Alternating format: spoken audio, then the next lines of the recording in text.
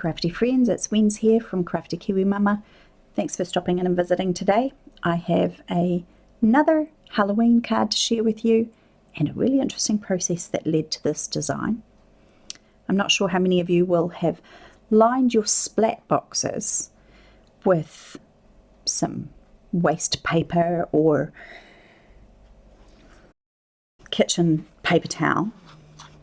I have on multiple occasions, and I had a look at my liner paper the other day and I thought, oh, there's so much ink on this.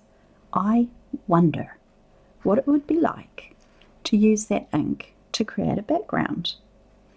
And as the cogs of my little brain were turning, I had some fun adventures with this. So you can see the colour on there. There's a lot of, that's the back of it, which I have used for some of the designs I did. And that's the front. And I basically got my waterproof mat that I use pretty much for everything. It's a Ranger non-stick craft sheet. And I laid this over the top and sprayed it with water. So it was very, very wet. And then I basically took pulls from the saturated, ink saturated, so water saturated, but also ink saturated paper towel. And this is just one that I haven't used. That was lining my box for some stuff I was doing. I had it sitting over the end of it, which is why it's got two quite distinctly different patterns. But I'll show you a couple of the pulls that I took. So I'll just put that off to the side. I've been die cutting and doing different pieces with it already. But these were some of the results from the pulls that I took. This was taken, you can see there's not really a mica shimmer on that. That was taken from a pull that was done from the reverse side where it only had the ink. The mica will only come onto a pull like this. I say pull because I'm referencing what it's like to use, sorry about my hands, they're covered in black ink. I had a little spill with an ink pad just recently. I was talking about the mica showing on this panel but not on this. And that's because it will only lift the mica if it's on the side of the paper towel that the mica was sprayed on. If you use the reverse side, you'll just get the beautiful ink colours, but no mica. So it's a really interesting adventure to do that. And talking about the pulls is referencing using a gel plate or a jelly plate, a technique using paper and adding ink onto a gel plate base and then taking a pull from that inking process. It reminded me a lot of that, using the paper towel kind of as my gel plate medium. Obviously it's not a gel plate, it's just a paper towel that I've added water to, but it was just reminding me of it. It was a very similar process where I used multiple applications of paper over the same saturated or resaturated, so the inks were already on there from what I'd been using on my splat box, just random various different colours of ink, and resulted in these really cool, I've used watercolour paper to do the pulls, but really cool panels. This one you can see high amounts of mica in, so that was taken from the mica side of the gel plate, and all this variation of colour merges and moves because of the water that's added over the top of the paper towel. And you can see quite thick watercolour paper, so it doesn't bleed through to the next side, but it's got the most beautiful, because of the mica stains and the distress stains that I'd used, beautiful autumnal colours. And I just love how that turned out, just absolutely gorgeous. So with a panel like this, you could either chop it up and use it as a background, a complete background. I could imagine sort of pulling that corner there and creating an A2 size background. They're very large watercolour panels, so you could get, if I hadn't cut out a corner already, you could get 4 little panels out of that. But it's also, as you can see with my little notch cut out here, really useful for die cuts and getting a bit of colour variation. I pulled an area that had a lot of sort of orangey tones in it, orangey hues in it, and I'll share with you very soon in another adventure what that little semicircle cutout went to. This is another one which I did that had a lot of green mica on it. How cool is that? Could you imagine like a zombie themed creation? Is that picking up the mica? I have to go slower. I'm racing. At that angle there, I think you can get to see the mica splashes a bit better. It's quite iridescent, it's lovely. But that is, I would imagine, quite a cool one for a zombie card. And I have designs on this. If it doesn't end up getting used for a zombie creation, which is my plan, I will end up using it to die cut leaves, because I think that would make really cool variation for autumn themed leaves. That other panel that I showed you previously would also be lovely for that. And here's another one that was done from the non-mica side. So you can see it's pretty much the spray stain colours without much of the mica. A little bit of mica, if you have a look through here, you can see a little bit of the mica has come through at certain points, but a majority of that is just the solid colour from the paper towel.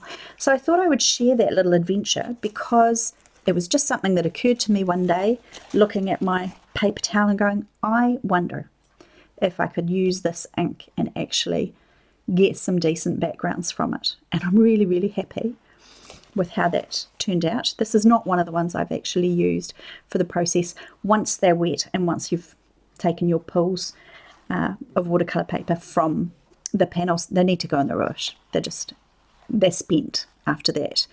So this still has lots and lots of mica colour on it, and I will try and do something with that in the next little while and see how that looks for that lot. But this little make here is the result of one of those adventures. So this is that same thick watercolour paper.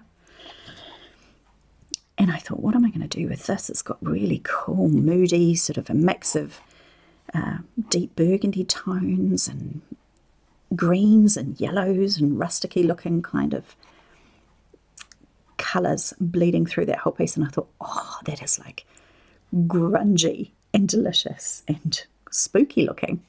So I took a little bit of black and I edged it with just some black soot distress ink around the edges, and then I stamped my scene on top. And this particular stamp set, I believe, is called the Hiss Off stamp set. I'll link it at a thumbnail above so that you can see what that is, and link it below in the comments. And I've done very little else with that. I've used my VersaFine clear Nocturne ink again to do the stamping because it is really, really good for that. Because it's thicker watercolour paper and this is the textured side, there is a little bit of texture on this. It took more than one stamping. So I have used my Misty to stamp the initial image, and then I've stamped it down several times. I would have said this probably took 4 stampings to get that really solid colour because of the texture in the background. So the stamp itself stamps on, plain flat paper brilliantly, but the minute you add a bit of texture in from a watercolour paper, it does need to have multiple stamps.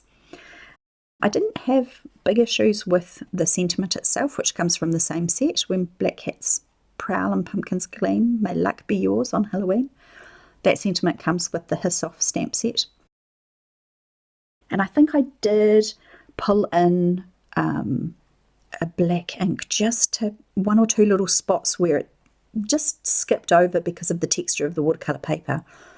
And for that I use, I think it's a Fudabiyari pen. I'll have to link it below because that's quite a mouthful. I'm finding it hard to say. But that works really well with the Tsukineko VersaFine Clear ink. For some reason it doesn't lift the ink. The Fudabiyari pen seems to lay the colour over the top and just fill in some of those gaps. So yeah, I will link that below and you can see what I'm talking about. But that little piece I just love. I think that is so spooky cool. I've added a little bit of clear, this is scrapbook.com clear glitter pen or clear glitter marker, into the eyes and the mouth and eyes of the little pumpkins at the bottom, so in the right light. Oh, I also added it into the little dots on the moon as well, just so there was an extra bit of shimmer. But it's such an interesting panel with all the bleeding of colour, etc., that it didn't really need a lot else going on. So I've matted it with some Spellbinders. I think this is called Cranberry. I'll link it below. Pretty sure it's the cranberry colour. And then I also had a beautiful shiny black. Can you see in the light how it sort of shifts the very edge that I've matted it on? The back of the paper is just white. or the cardstock is just white. I've yet to put the card, this is A2 size card, and I've yet to put the card base on it. But the panel is complete and ready just to be mounted onto a top folding A2 size card.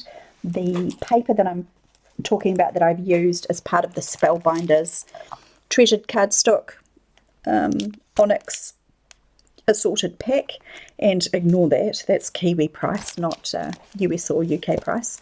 See that cardstock, it's let me see, it's called the brushed metal metallic. So this is the glitter one on the very top, and then this one here is the brushed metal, and it's the brushed metal that I've used to edge that design. It just gives a really lovely finish and shimmer to a really interesting piece that didn't need a lot else to finish it. I chose not to add on any embellishments because I just think actually the joy of this piece is that slooky cat and the gorgeous grungy background that was created with my idea of using my waste inky adventures basically with my splat box, so the liner from my splat box.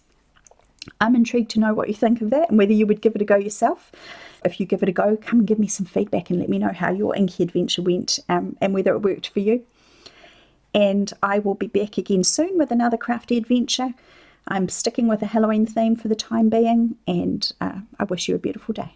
Thanks. Bye.